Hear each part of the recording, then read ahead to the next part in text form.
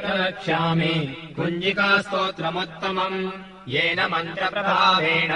चण्डीजापः शुभो भवेत् नाकवचम् नार्गलास्तोत्रम् कीलकम् न रहस्यकम् न सूक्तम् नाभिधानम् च नान्यासो न च वाचनम्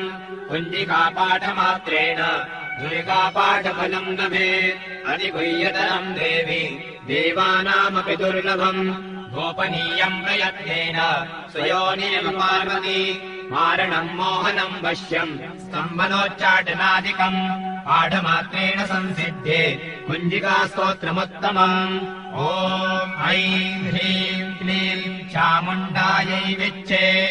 ॐ ग्लौं हूं क्लीं जूं सः ज्वालय ज्वालय ज्वल ज्वल प्रज्वल प्रज्वल ऐं ह्रीं क्लीं चामुण्डायै विच्चे ज्वल हं सं लं क्षं फट् स्वाहा नमस्ते रुद्ररूपिण्यै नमस्ते मधुमर्दिनि नमः कैटवहारिण्यै नमस्ते महिषादिनि नमस्ते शुम्भहन्त्रै च निशुम्भासुरघातिनि जागतम् हि महादेवी जपम् सिद्धम् कुरुष्व मे ऐङ्कारी षष्टिरूपायै ह्रीङ्कारी प्रतिपालिका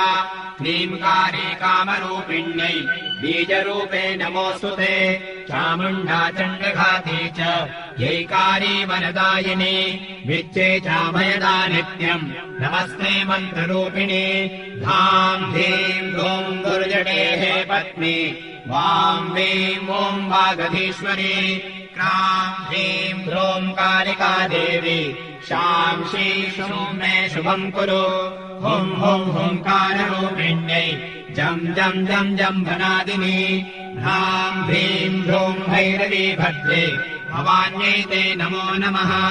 अं कं कं तं तं पं यं शं ह्रीं धूं ऐं वीं हं शं ह्रियाग्रं ह्रियाग्रं त्रोटय त्रोटय दीप्तं कुरु कुरु स्वाहा मां ह्रीं ॐ पार्वती पूर्णा खां ह्रीं हुं खेचरी तथा सां श्रीं सों सप्तशती देव्या मन्त्रसिद्धिम् कुरुष्व मे इदम् तु कुञ्जिकास्तोत्रम् मन्त्रजागर्ति हेतवे अभक्तेनैव दातव्यम् कोपितम् रक्ष पार्वती यस्तु कुञ्जिकया देवी हीनाम् सप्तशतीम् पठे न तस्य जायते सिद्धि शरण्ये रोदनम् यथा।